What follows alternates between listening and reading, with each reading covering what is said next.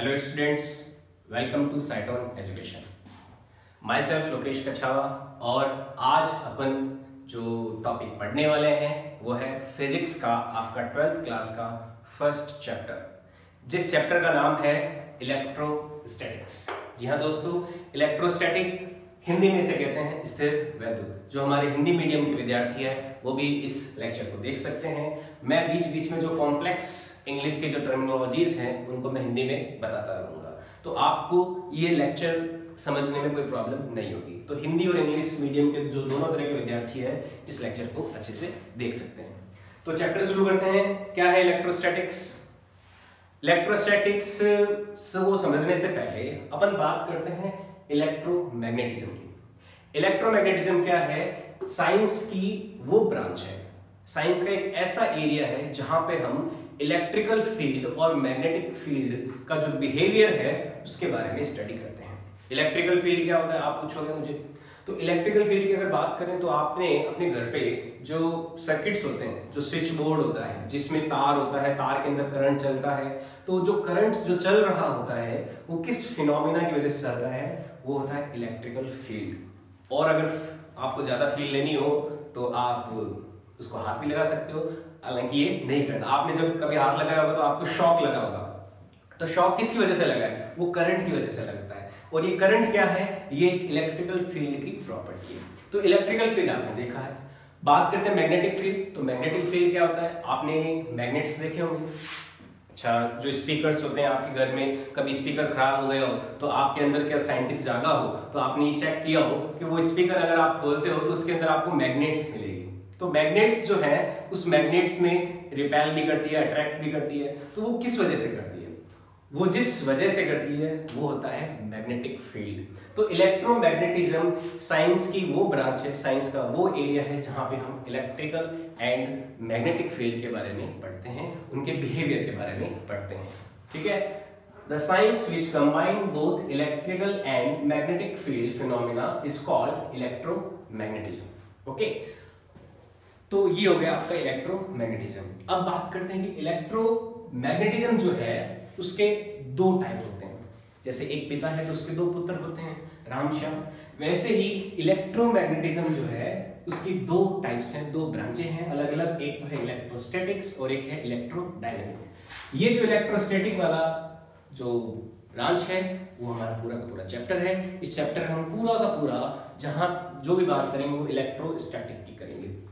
तो क्या है इलेक्ट्रोस्टैटिक और क्या है इलेक्ट्रोडायनेमिक? इलेक्ट्रोस्टैटिक, स्टैटिक वर्ड जो है, स्टैटिक वर्ड का मतलब होता है स्थिर, यानी कि रेस्ट ऑब्लिक हिंदी में इसको बोल सकते हैं स्थिर। तो इलेक्ट्रोस्टैटिक, और इलेक्ट्रो का मतलब कोई हो गया चार्ज, इसका मतलब हो गया चार्ज यानी कि आवेश। तो कोई आवेश या कोई चार्ज अगर रेस्ट में है, स्थिर है, और उसके हम इफेक्ट के बारे में अगर पढ़ें तो ये जो साइंस की ब्रांच होगी वो क्या होगी? इलेक्ट्रोस्टैटिक होगी। It deals with properties of charge at rest. कोई भी चार्ज पार्टिकल, कोई भी आवेश का जो कण है अगर स्थिर है, अगर रेस्ट में है, तो उसका जो बिहेवियर हम जिस पोर्शन में स्टडी करते हैं वो क्या कहलाता है? इलेक्ट्रोस्टैटिक। अच्छा, अब बात करते हैं इलेक्ट्रोडायनेमिक्स की। इलेक्ट्रोडायनेमिक्स क्या है? डायनेमिक का मतलब हो गया मूवेबल, कोई मूव कर रहा है, कोई मोशन कर रहा है, तो वो क्या होता है? डायनेमिक्स। अच्छा, आपने 11th क्लास में डायनेमिक्स पढ़ा होगा, काइनेमेटिक्स है ना, 1D मोशन 2D मोशन। तो वो कौन सी होती है? डायनेमिक्स की ब्रांच होती है। डायनेमिक्स की ब्रांच का मतलब क्या है? जहां पे हम कोई बॉडी मूवेबल है, अगर मूव कर रही है तो उसके बारे में जिस साइंस की ब्रांच में पढ़ते हैं उसको काइनेमेटिक्स या डायनेमिक्स इस तरह से हम बोलते हैं। तो इलेक्ट्रोडायनेमिक्स का मतलब क्या हो गया? इलेक्ट्रो यानी कि चार्ज और डायनेमिक्स यानी कि मूवेबल चार्ज। तो it deals with properties of charge in motion. तो इलेक्ट्रोडायनेमिक्स जो होता है वो साइंस का एक ऐसा ब्रांच होता है जो चार्ज के, अगर कोई मूवेबल चार्ज है तो उसकी प्रॉपर्टीज के बारे में स्टडी करता है। ये हमारा सेकंड चैप्टर होगा, करंट इलेक्ट्रिसिटी, हम उसमें इसके बारे में पढ़ेंगे। ठीक है, 12th क्लास का। तो अब बात करते हैं चार्ज के बारे में और स्टडी करते हैं कि चार्ज कैसे आता है, क्यों आता है, क्यों होता है, क्यों नहीं होता है। तो सबसे पहले हम जो मैटर का सबसे स्मॉलेस्ट पार्टिकल होता है, जी हाँ एटम, उसके बारे में जाएंगे। जब हम एटॉमिक लेवल तक जाएंगे तब हम समझ पाएंगे कि भाई चार्ज आता कैसे है। कोई भी बॉडी पे चार्ज पॉजिटिव भी हो सकता है, नेगेटिव भी हो सकता है, पर ये क्यों होता है, किस वजह से होता है। तो सबसे पहले समझते हैं स्ट्रक्चर ऑफ एटम। जैसा कि आप जानते हो एटम की स्ट्रक्चर कैसी होती है, सेंटर पे होता है न्यूक्लियस, और न्यूक्लियस पे चार्ज कैसा होता है, पॉजिटिव चार्ज होता है। इस पे पॉजिटिव चार्ज होता है। पॉजिटिव चार्ज किसकी वजह से होता है, प्रोटॉन की वजह से होता है। सर बिल्कुल सर, हमें पता है ये बात। तो प्रोटॉन की वजह से क्या होता है, हमारा पॉजिटिव चार्ज होता है, और पॉजिटिव चार्ज प्रोटॉन की वजह से, और इलेक्ट्रॉन्स जो हैं जिन पे नेगेटिव चार्ज होता है वो न्यूक्लियस के चारों ओर चक्कर लगाते रहते हैं। तो इलेक्ट्रॉन जो होता है उसमें चार्ज कितना, माइनस में 1.6 इंटू 10⁻⁻19 कूलम, माइनस में 1.6 इंटू 10⁻⁻19 कूलम, ये एक सिंगल इलेक्ट्रॉन पे चार्ज का वैल्यू होता है। तो किसी एक एटम के अंदर जो प्रोटॉन्स होते हैं, जो न्यूक्लियस में होते हैं, वो प्रोटॉन तो देते हैं पॉजिटिव चार्ज, और न्यूक्लियस के चारों ओर के जो इलेक्ट्रॉन हैं वो उस एटम को क्या देते हैं, नेगेटिव चार्ज। तो ये एटम की स्ट्रक्चर होती है जो कि हमें पता है। अच्छा, अब इलेक्ट्रिकल चार्ज को किस तरह से डिफाइन किया जाता है सर, ये आवेश क्या होता है। तो आवेश एक ऐसा फिनोमेना होता है जिसकी वजह से electrical and magnetic field produce होता है। The property of matter which produces electrical and magnetic field. Matter का एक ऐसा प्रॉपर्टी जो electrical and magnetic field produce करता है वो क्या कहलाता है, इलेक्ट्रिकल चार्ज। जी हाँ दोस्तों, किसी द्रव्य का, किसी भी मैटर का कोई ऐसा गुण जिसकी वजह से वो इलेक्ट्रिकल फील्ड शो कर रहा हो या फिर मैग्नेटिक फील्ड शो कर रहा हो, तो इस तरह का जो प्रॉपर्टी है वो उस मैटर का क्या कहलाएगा, चार्ज कहलाएगा। तो ये चार्ज इस तरह से होता है। अच्छा, चार्ज कितने टाइप का होता है, चार्ज क्यों होता है, इसके बारे में बात करते हैं। तो चार्ज जो होता है आपको पता ही होगा, दो तरह से चार्ज होता है, एक तो होता है पॉजिटिव और नेगेटिव। ठीक है, पॉजिटिव चार्ज कब होता है, जिसको प्लस से डिनोट करते हैं, और नेगेटिव चार्ज कब होता है, जब जिसको माइनस से डिनोट करते हैं। आप में से बहुत से लोग बोलेंगे कि नहीं सर, तीन तरह का चार्ज होता है, एक न्यूट्रल भी तो होता है। बिल्कुल सही बात, पॉजिटिव और नेगेटिव भी होता है, और एक न्यूट्रल भी होता है जिसमें कोई चार्ज की वैल्यू नहीं होती, उसको हम जीरो चार्ज बोलते हैं। तो ये पॉजिटिव क्या होता है, नेगेटिव क्या होता है, और न्यूट्रल क्या होता है, इसके बारे में बात करते हैं। न्यूट्रल वैसे कोई नया चार्ज नहीं है, it is just the absence of charge. किसी आवेश की अनुपस्थिति जो है वो क्या है, आपका न्यूट्रल चार्ज है। ठीक है, तो बात करते हैं types of charge. Types of charge, आवेश के प्रकार।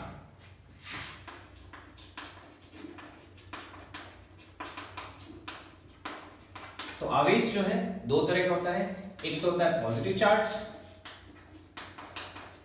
और दूसरा होता है नेगेटिव चार्ज। पॉजिटिव यानी कि धनात्मक आवेश, और दूसरा नेगेटिव यानी कि ऋणात्मक आवेश। हम स्ट्रक्चर ऑफ एटम की बात कर रहे हैं, तो एटम के अंदर इलेक्ट्रॉन को निकालना आसान काम होता है, प्रोटॉन्स जो है उनको निकालना आसान काम नहीं होता। जो न्यूक्लियस है, न्यूक्लियस से प्रोटॉन्स को निकालना एक बहुत टेढ़ी खीर होती है, उसके लिए हमें न्यूक्लियर रिएक्शंस करानी पड़ती है। लेकिन इलेक्ट्रॉन्स को निकालना आसान काम होता है। किसी भी एटम से इलेक्ट्रॉन निकल भी सकता है या फिर एटम में इलेक्ट्रॉन आ भी सकता है। आपने पढ़ा होगा, जब किसी एटम से एक इलेक्ट्रॉन निकलता है तो उस एटम के कैसा चार्ज आता है, पॉजिटिव चार्ज आता है, वो कैटायन बन जाता है। या फिर जब कोई एटम एक इलेक्ट्रॉन को गेन करता है, जब वो एक इलेक्ट्रॉन रिसीव करता है, तो उस पर कैसा चार्ज आता है, उस पर नेगेटिव चार्ज आता है, उसको बोलते हैं हम एनायन। तो ये होता है कैटायन और ये होता है एनायन। ठीक है, तो पॉजिटिव चार्ज कैसे डेवलप होगा, जब कोई एक एटम से इलेक्ट्रॉन बाहर आ जाता है। ये आपका एटम है, इससे अगर एक इलेक्ट्रॉन बाहर आ गया तो कैसा चार्ज बन जाएगा, पॉजिटिव चार्ज। जब कोई एटम एक इलेक्ट्रॉन रिसीव करता है तो उसमें चार्ज कैसा आ जाएगा, नेगेटिव चार्ज आ जाएगा। हालांकि जो एक एटम होता है जनरली जो हमारे आसपास है, आप बोलोगे कि सर आसपास तो हमारे बहुत सारे एटम हैं, तो इनमें क्या पॉजिटिव और नेगेटिव चार्ज है? नहीं है। क्यों? क्योंकि इसमें इलेक्ट्रॉन और प्रोटॉन, नंबर ऑफ इलेक्ट्रॉन और नंबर ऑफ प्रोटॉन क्या रहते हैं, इक्वल रहते हैं। तो नेगेटिव और पॉजिटिव एक दूसरे को जब बैलेंस कर देते हैं, तो जो एटम होता है, जब इलेक्ट्रॉन, नंबर ऑफ इलेक्ट्रॉन और नंबर ऑफ प्रोटॉन बराबर हो, तो उस एटम को बोलते हैं न्यूट्रल एटम। न्यूट्रल एटम यानी कि उदासीन परमाणु। तो न्यूट्रल एटम में कोई चार्ज नहीं होता, ना तो पॉजिटिव होता है ना ही नेगेटिव होता है। एक्चुअल में क्या होता है, पॉजिटिव नेगेटिव दोनों होते हैं और दोनों की इक्वल अमाउंट होती है, जितना पॉजिटिव उतना negative. For example carbon atom की बात करें तो कार्बन एटम के अंदर क्या होता है, 6 प्रोटॉन होते हैं और 6 ही इलेक्ट्रॉन होते हैं। तो क्या होता है, 6 प्रोटॉन का चार्ज प्लस का 6 हो गया और 6 इलेक्ट्रॉन का चार्ज माइनस का 6 हो गया। दोनों एक दूसरे को काउंटर बैलेंस कर देते हैं और एटम क्या हो जाता है, न्यूट्रल हो जाता है। तो एटम से जब इलेक्ट्रॉन निकलते हैं तब तो क्या होता है, पॉजिटिव, और जब एटम के अंदर इलेक्ट्रॉन ऐड होते हैं तब क्या होता है, नेगेटिव चार्ज। तो इस तरह से पॉजिटिव और नेगेटिव चार्ज की बात की जाती है। अच्छा, एक सवाल पूछते हैं आपसे, जब कोई एटम कैटायन बनता है, यानी कि जब उस पर पॉजिटिव चार्ज आता है तो उसका मास इंक्रीज होगा या डिक्रीज होगा? सोचिए, बताइए। जब कोई न्यूट्रल एटम पॉजिटिव एटम में कन्वर्ट हुआ तो उसका मास इंक्रीज या डिक्रीज होगा, या फिर जब कोई एटम पे इलेक्ट्रॉन ऐड हो रहा है और वो नेगेटिव चार्ज बन रहा है तो उस पे मास इंक्रीज हुआ डिक्रीज हुआ? तो क्या होता है, इलेक्ट्रॉन का निकलना, तो क्या हो गया, इस एटम में थोड़ा बहुत मास का कमी होगा, हालांकि इलेक्ट्रॉन बहुत ज्यादा हल्का होता है पर फिर भी उसके पास कुछ ना कुछ तो मास है। तो जब किसी एटम से इलेक्ट्रॉन बाहर निकलता है तो इस एटम का क्या होगा, मास लॉस होगा। तो क्या कहने का मतलब, जब हम पॉजिटिव चार्ज का फॉर्मेशन करते हैं तो उस बॉडी का क्या होगा, मास लॉस होगा, उस बॉडी का मास डिक्रीज होता है। जब भी कोई पॉजिटिव चार्ज क्रिएट होता है तो उस ओरिजिनल बॉडी का मास रिड्यूस हो जाता है, कम हो जाता है। और दूसरी बात नेगेटिव चार्ज के बारे में, तो इसमें क्या हो रहा है, इलेक्ट्रॉन ऐड हो रहा है तो मास क्या हो रहा है, ऐड हो रहा है, क्योंकि इलेक्ट्रॉन पे कोई ना कोई मास होगा। तो जब किसी नेगेटिव चार्ज का फॉर्मेशन होता है तब क्या होता है, मास इंक्रीज होता है। जब किसी पॉजिटिव चार्ज का फॉर्मेशन होता है तो मास क्या होता है, डिक्रीज होता है। आई बात समझ में? तो इस तरह से पॉजिटिव चार्ज और इस तरह से नेगेटिव चार्ज का फॉर्मेशन होता है। छोटी छोटी बातें हैं पर बहुत ही बेसिक और काम की बातें हैं। हालांकि अपन बहुत आगे लेवल तक बढ़ाएंगे लेकिन अभी हमको छोटी छोटी बातें सीखनी है, क्योंकि छोटी छोटी बातों से ही क्या सीख पाते हैं हम, बड़ी बड़ी बातें। शक्तिमान कहता है ना, छोटी मगर मोटी बातें। अच्छा है ना, तो आगे बढ़ते हैं। ये है types of charge, positive charge, negative charge.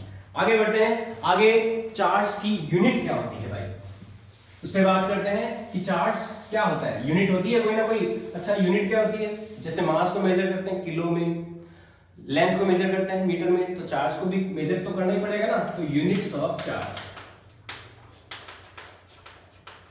तो चार्ज की यूनिट होती है भाई लोग कूलाम, कूलाम। तो ये होता है चार्ज का यूनिट, कूलाम। इसको शॉर्ट फॉर्म C से भी डिनोट किया जाता है। जैसे मैंने यहाँ पे इलेक्ट्रॉन का चार्ज लिखा तो ये कौन सा है, कूलाम में चार्ज है, 1.6 × 10⁻⁻19 कूलाम। तो ये कूलाम जो है यूनिट होता है चार्ज का, ठीक है। अच्छा, एक यही यूनिट होता है और भी कोई यूनिट होता है, एक और यूनिट होता है ESU। ESU का full form electrostatic unit, electrostatic unit, ESU। अच्छा, ESU क्या होता है, 1 कूलाम जो होता है वो होता है 3 × 10⁹ ESU। ये एक इलेक्ट्रोस्टैटिक यूनिट और कूलाम में रिलेशन होता है। जैसे सेंटीमीटर और मीटर में रिलेशन होता है ना, 1 मीटर बराबर 100 सेंटीमीटर, उसी तरह से कूलाम और ESU में ये रिलेशन पाया जाता है, ठीक है। कूलाम हो गया और ESU हो गया। अब कूलाम जो है, जैसे केजी जो होता है, मीटर जो होता है, ये फंडामेंटल यूनिट्स होती है। तो क्या कूलाम भी फंडामेंटल यूनिट होता है, क्योंकि बहुत इंपॉर्टेंट प्रॉपर्टी है, हर एक के पास में तो चार्ज नहीं होता ना, है ना। तो कूलाम क्या फंडामेंटल प्रॉपर्टी है। अच्छा, फंडामेंटल और डेराइव्ड प्रॉपर्टी अगर आपको 11th क्लास से याद हो, फंडामेंटल प्रॉपर्टीज वो होती है जो किसी पर डिपेंड नहीं करती, और डेराइव्ड प्रॉपर्टीज वो होती है जो फंडामेंटल प्रॉपर्टीज से निकाली जाती है। जैसे मैं बात करूं वॉल्यूम, तो वॉल्यूम कैसे निकाला जाता है, length into width into height से। तो वॉल्यूम किस पे डिपेंड कर रहा है, लेंथ पे डिपेंड कर रहा है। तो वॉल्यूम तो हो गया डेराइव्ड प्रॉपर्टीज, व्युत्पन्न इकाइयां, और लेंथ क्या है, फंडामेंटल प्रॉपर्टी जो किसी पे डिपेंड नहीं कर रही। तो इसी तरह से जो कूलाम की बात करें तो कूलाम एक फंडामेंटल प्रॉपर्टी है, ये डिराइव्ड प्रॉपर्टी। तो इसके बारे में बात करें तो ये एक फंडामेंटल प्रॉपर्टी नहीं है, ये बात ध्यान रखनी है आपको। It is not a fundamental property, it is not fundamental property, not a fundamental mental property. तो ये क्या है, एक डेराइव्ड प्रॉपर्टी है, व्युत्पन्न इकाई है।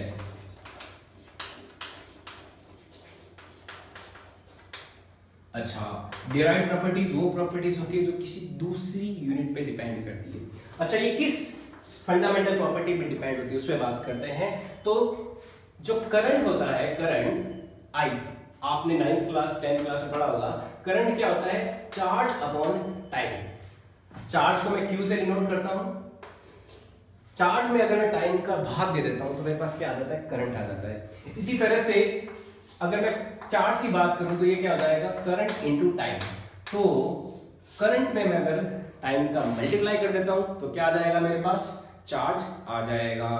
आई बात समझ में। तो चार्ज बराबर आई इंटू टी। जो हमारा करंट होता है वो एक फंडामेंटल क्वांटिटी होती है।